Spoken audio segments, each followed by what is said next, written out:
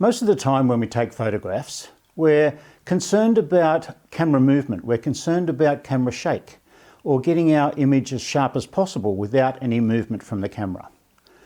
There is a technique that we can use that we intentionally move the camera. That's what this class is all about, intentional camera movement. This class is all about moving our camera around to produce artistic blur in our photographs. Now, it might seem to be a little bit of a gimmick doing this sort of thing, but as you'll see in this class, there's a vast array of different effects we can get when we can control our in-camera movement or intentional camera movement. In the past, camera panning has been a technique that sports photographers or action photographers might have used to pan their camera across the field of view in synchronization with a moving subject so that they get a sharp subject and a blurred background to show that feeling of movement in the background. This technique is slightly different to that because we're actually blurring our subject as well as our background in a number of different ways. In this class, I'm going to show you how to do it. I'm going to show you the possibilities that are there. I'm going to show you various different techniques that I use to get intentional camera movement in my photographs. Now, these photographs can look amazing. They can look like an impressionist painting. They can bring out colours in images that you didn't even realise were there. And you'll see a lot of examples of the sort of thing I'm talking about, a lot of examples of my work, and I'm going to show you a couple of live videos of a shoot that I did just at a local park that was fairly uninteresting, but with this technique, with this intentional camera movement, we can make images that you would never believe were there. Now, we don't need much equipment to produce these intentional camera movement photographs. A simple SLR camera or a compact camera or even your phone. It just needs to be capable of shooting at slower shutter speeds, because we're shooting at shutter speeds somewhere between maybe 1/8 of a second and 20 seconds, depending on the style of image that we're looking for. So any device that can slow that shutter down will be able to do this technique. We can produce images that are very uplifting and light and happy. We can produce images that are a little bit darker and a bit more intense and a bit more dramatic. So all of these things are possible to us with quite mundane subjects. Subjects that you wouldn't even imagine you would photograph on a normal day with a normal technique become works of art with this type of imaging. We can do this sort of photography at any time of day with pretty much any subject. Generally, when we're photographing, we're using shutter speeds that will prevent our camera movement. We're shooting at something over 100th of a second or a 200th of a second so that we don't get any blur or movement in our photographs. This technique relies on slower shutter speeds. Anything from about a 10th of a second or a 20th of a second, right down to maybe 20 seconds or even 30 seconds, depending on the technique you're looking for.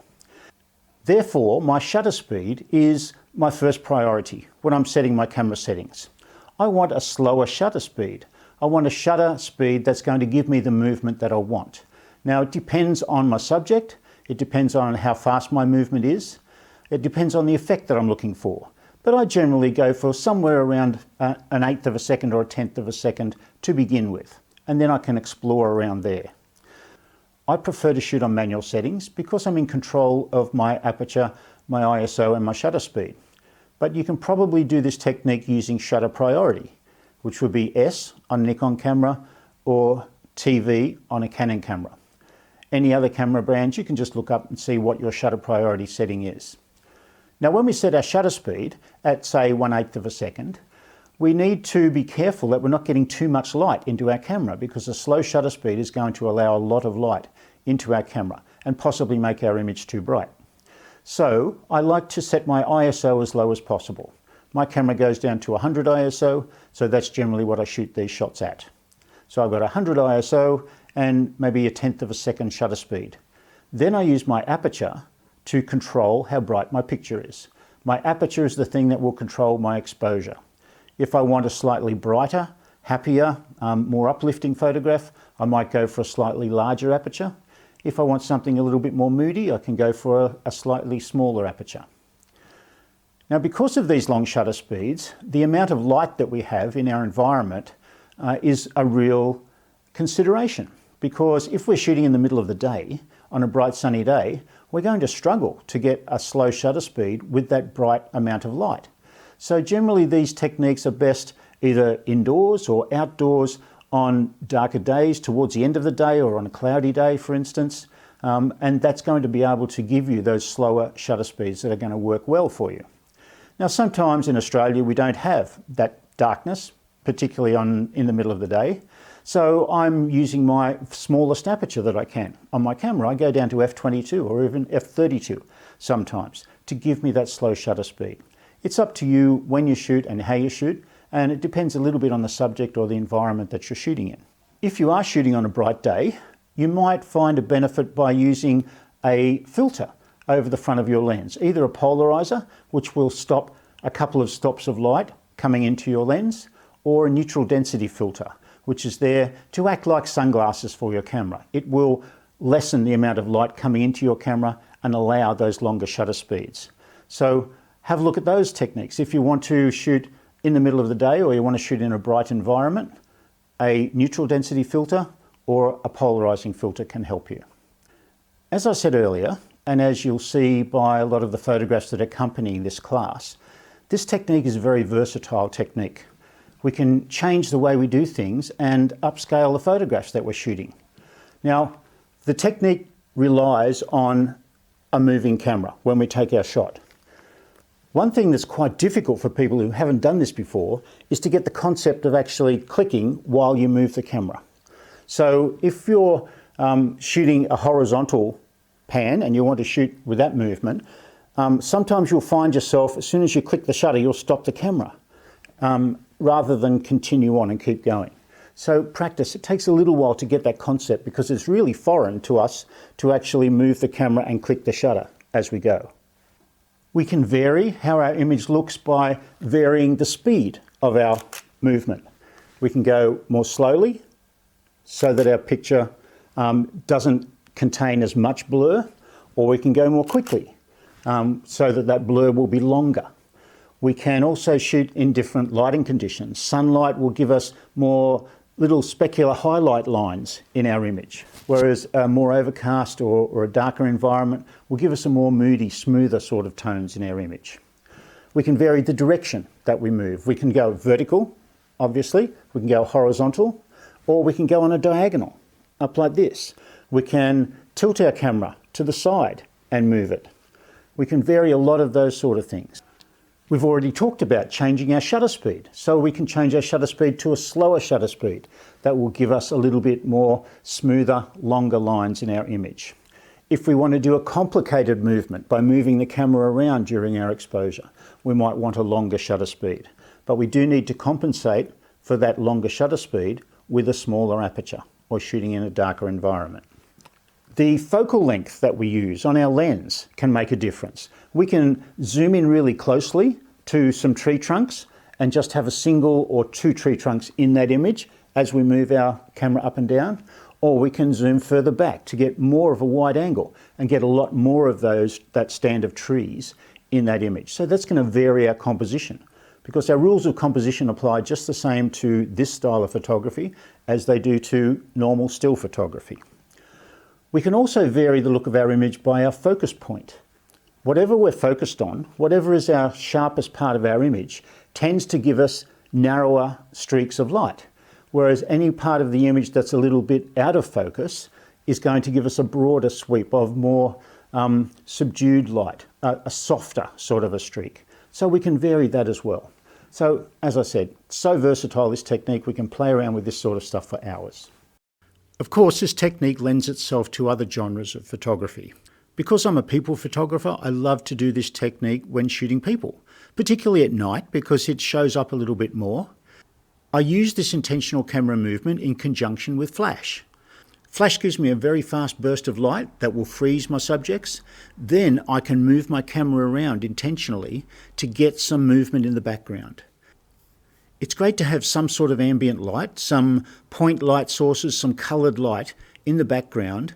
When I move my camera intentionally, it gives me those little streaks of light that adds that little bit of electricity, that little bit of punch to my images. And I can do this in so many different ways, so many different situations. I just need to make sure that my subject is lit well with my flash. Then I can just jiggle my camera around. I call this technique flash and jiggle, because I can just jiggle my camera around to give me those different shapes and different patterns in the background. That just adds that little extra punch to my shots. Some good subjects that I've photographed in the past would include things like trees, tree trunks, particularly those that grow up parallel so that you get those vertical lines. We can just sweep our camera up and take the shot as we go so that we get those sweeping vertical lines. We can shoot from the bottom, from the grass, include some of the grass in the shot and then go halfway up. Or we can continue up higher to get a bit of blue in the top of our shot from the sky. Another good example is reeds. Reeds beside a creek or a waterway. Because they tend to be a little bit random in the way that they grow, we can pan our camera in a number of different ways. And you can see some of the shots that we get here. And the colours that we get out of these reeds look amazing. With a little bit of forethought and looking at the reeds that are sunlit against the ones that aren't sunlit, you can get some totally different looks to these shots. Leaves and foliage on plants or trees. We can either do a straight sweep of our camera movement, or we can jiggle it around a little bit. We can do a number of different things with those leaves on the trees, particularly backlit leaves, because it gives you that highlight of the sun coming through those leaves. Any sort of scenery that you shoot will lend itself to this type of technique. Not everything does, but it's worth giving it a try to see. There are a lot of photographers who use this technique on old buildings, castles, things like that, lone trees standing on hills. Those sort of subjects lend themselves to this sort of technique as well. Waves at the beach. Because the waves at the beach tend to be horizontal in nature, panning your camera across that wave using that intentional camera movement will give you that smooth technique of those nice smooth waves and give you beautiful blues and greens and lighter tones in that image. You can combine this sort of technique with a still image taken at the same time and include that with your image by using layers in Photoshop and blending modes. So that can give a little bit more interest to your image of those beach scenes. Flowers are great for this technique. You'll see some of these shots here that I've done of some agapanthus. The still shot will give you an idea of how the flower structure looks, but the panning, depending on the shutter speed that we use, gives us a total different look. And the colours in this agapanthus, the beautiful purples and mauves and blues, really come through when we use that panning or even the zooming techniques that we use, which I'm going to talk about in a little while. We've also got some sunflowers here that I've used this technique with. Particularly the zooming technique with the sunflowers, we zoom in on them so that it's relatively small in our frame, and as we zoom outwards we hit our shutter so that we get that zooming feeling in that image with that camera movement of the lines coming out towards the edges of the frame. Street lights can be great when you're out shooting at night.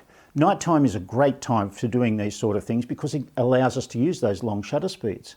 We can use as long a shutter speed as we like when we're out shooting. Just a random sort of a jiggle around of various different street lights can give you a really nice effect. You can see this sort of thing in the shots that I've got here. Various different lights at different parts of the city will give you a different sort of a feeling. And depending on how you move your camera, it's going to change the way those images look.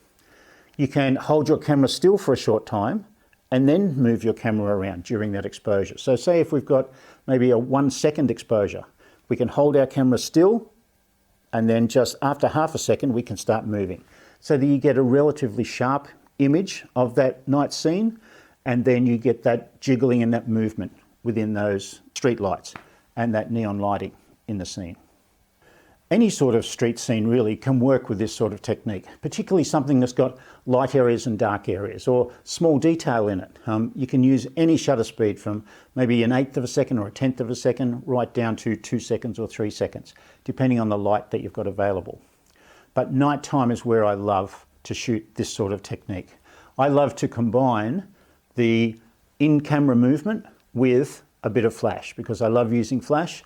So my flash can give me an instantaneous image, a sharp image, and then my camera movement will give me the moving of the lights around the outside. You can see a few shots here we've done of Danielle in town when we're doing a model shoot. The flash goes off, it freezes Danielle, and then the lights moving around give us that electric sort of look to the image. You do need to be careful that when you move your camera, those lights aren't going across your person's face, because that's going to interrupt the look of your shot. So don't jiggle heaps, just jiggle a little bit, and that will give you that electric look and give you that movement of those lines in the image. It can look really spectacular. A couple of these shots of Maxine in her car when she was driving past, or when she was riding past, she wasn't actually driving.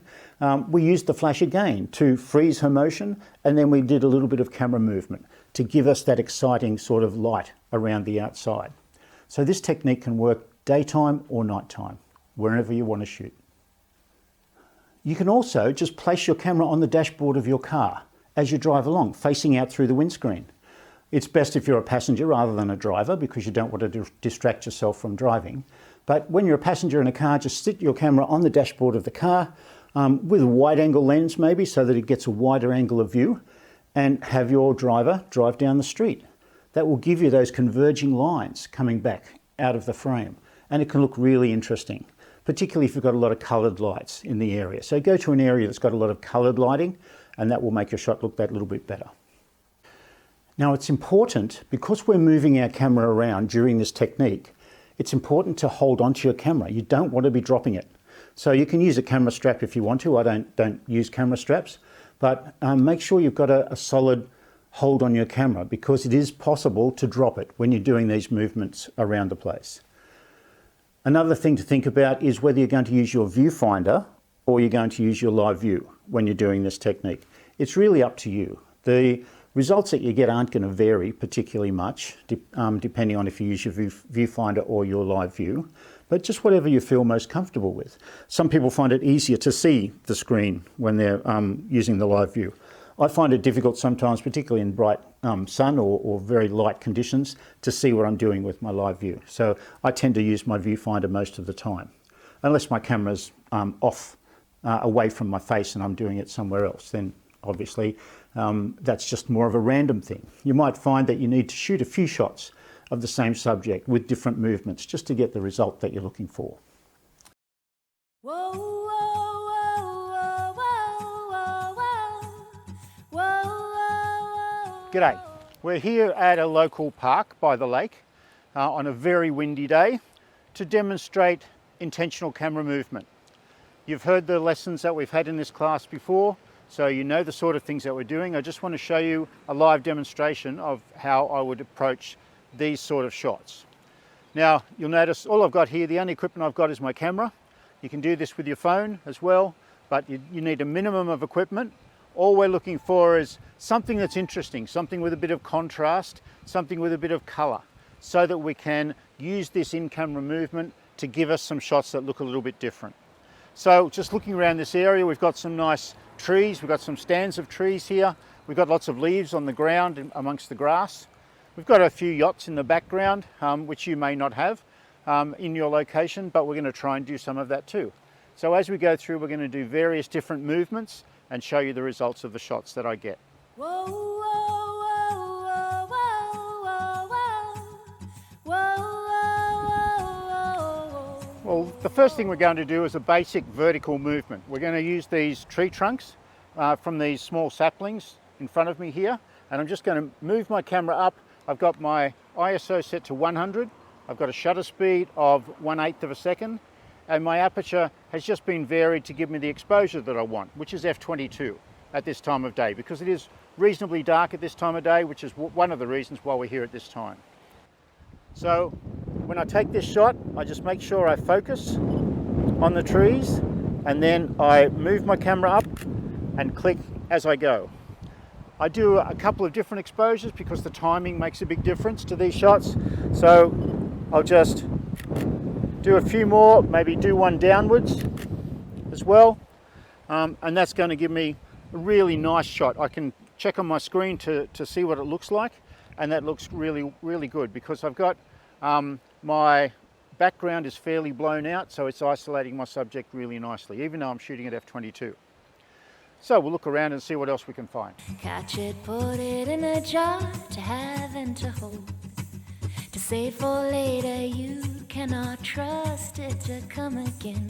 To wait for you to find a pen and fill the paper with the message that it wants to send.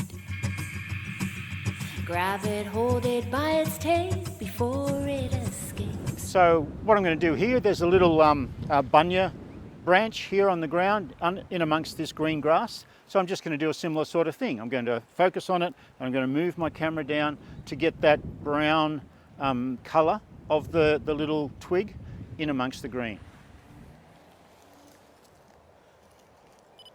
Just focus and then, good. Now that's a little bit dark because the sun has gone down behind the clouds a little. So I'm simply going to not change my shutter speed because I want to get that movement in my shot.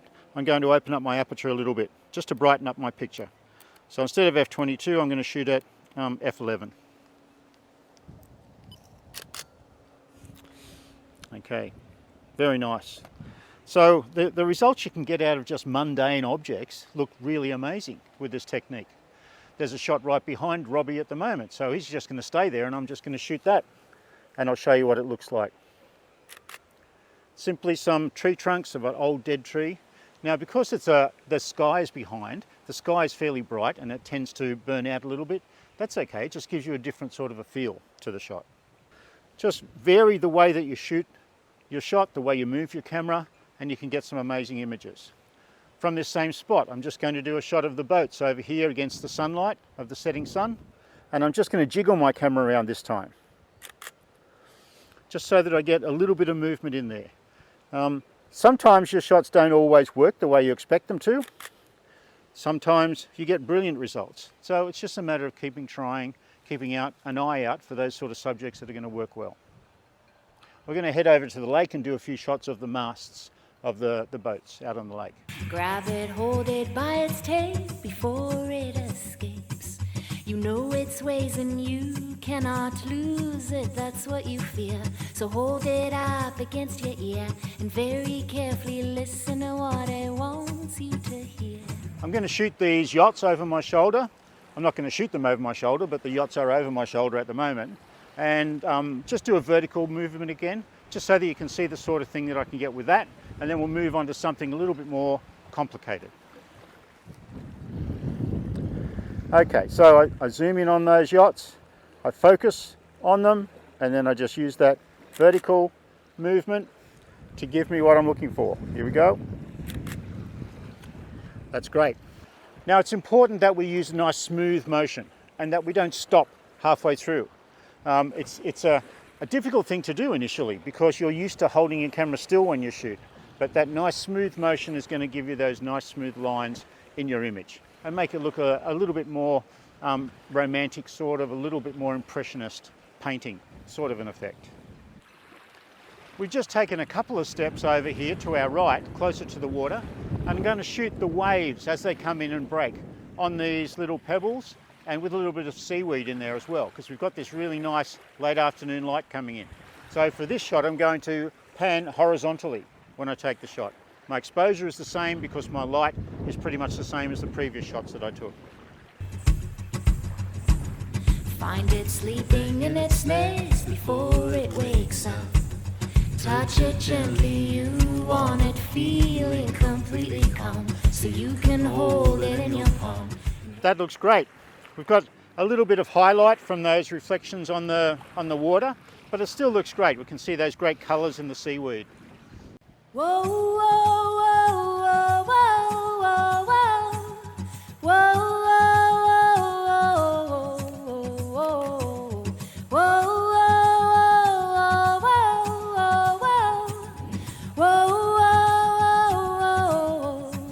whoa.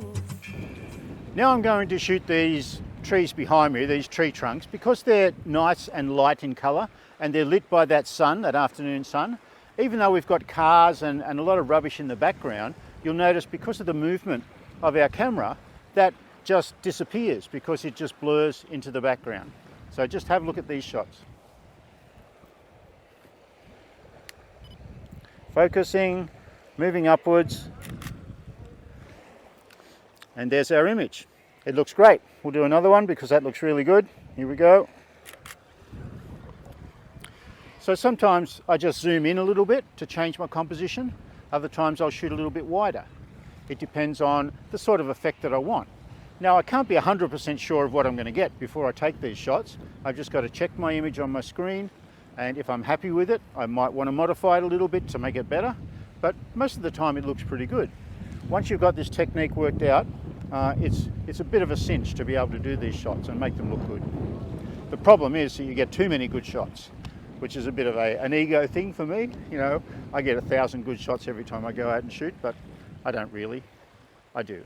Don't tell anyone. Find it sleeping in its nest before it wakes up.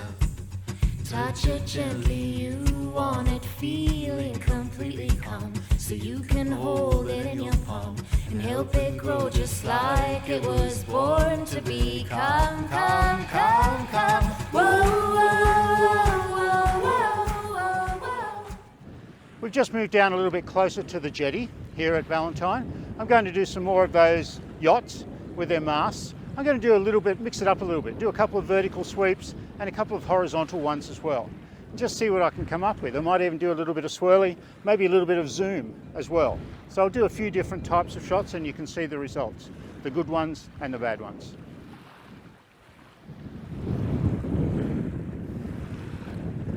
So focus first and then start down below, move up and just, here we go again, moving, take the shot. Yeah, that's looking better. Now we'll do a horizontal one, moving across as we go. Yeah, that looks interesting. I might try and do one with the direction of the waves. We've got horizontal waves here, so I'm just going to try and move my camera in the direction of those waves. Yeah, that looks pretty cool, but I think I might do a longer exposure because I want a little bit more movement in that shot. So we'll just extend our shutter speed a little bit. We'll take it up to half a second and see how that goes. Half a second's quite a long time. Okay, here we go. Yes, and as you would expect, my exposure is way over the top. So I need to compensate by dropping my aperture down even further. So I'm going to take that down to f32, which is as far as I can go.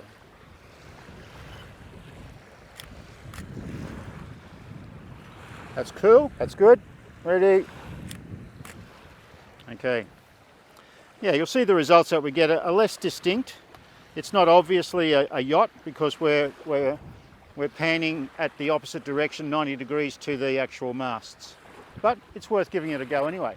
I'm even going to try this sky because we've got some deep dark cloud and we've got some bright blue sky up there. I'll just try a bit of a pan on that sky and see how it goes. Okay, that looks okay. It doesn't look brilliant on the screen, but you never know when you upload it on your computer what sort of surprises you're going to get.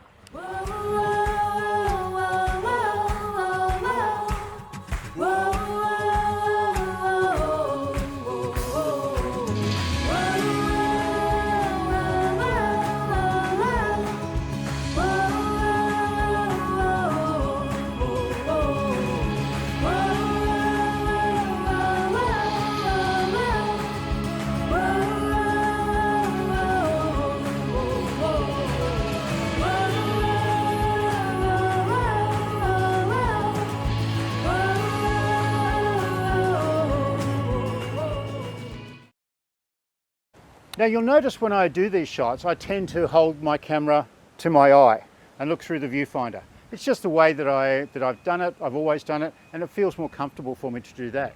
But there's no reason why you can't use live view, or even just move your camera and just estimate where your picture is going to be.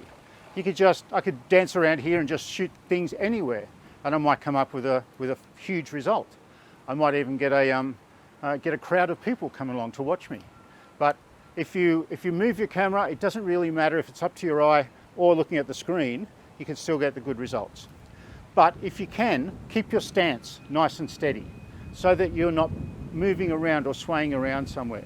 You don't want that movement to be a bit off vertical. If you want to move it smoothly, a tripod can sometimes help you in that situation. I tend not to use tripods for these sort of things, but if you want that perfectly horizontal pan line or perfectly vertical or diagonal, a tripod can really help that, because you can just loosen off those controls and just pan it in that exact direction. Now we're going to do a few shots of this paperbark tree, which is a great tree we have here in Australia. We're going to do some panning shots of this and maybe some just random sort of shots with our in-camera movement. Find it sleeping in its nest before it wakes up. Touch it gently, you want it feeling completely calm, so you can hold it in your palm and help it grow just like it was born to be. Come, come, come, come. Whoa, whoa, whoa, whoa, whoa, whoa. Now I'm going to zoom as I take the shot. I'm going to just focus on the bark, and then as I take the shot I'm going to zoom in or zoom out to give me a different sort of an effect. Here we go. Yeah, that can look really good. It doesn't look particularly great with this paperbark subject, but it can work amazingly well too. Another thing that we can do is we can hold our zoom ring still and turn our camera. And that's going to give us some rotating zooms, like a spiral effect that's spiraling out towards the viewer. I'll show you some of that now. So I'm just going to do that zoom technique that I just mentioned with the spiraling out of the zoom. So we hold our zoom ring still and we turn our camera to give us that spiraling zoom effect. I'm just going to do it on this picnic bench behind me. It may not be perfect, but it'll give you an idea of the sort of technique. So we just hold our zoom as far out as we can. Once we're focused, we can hold that there, start zooming and push our shutter as we go. Now I might lengthen my shutter speed to make this effect a little bit more obvious. So we'll move that back to probably half a second again. There we go. So we focus and then we turn our camera. Which way we've got to go? That way. Okay, here we go. Yes, and that gives us that zoom effect. It's a little bit random, but you never know what you're going to get.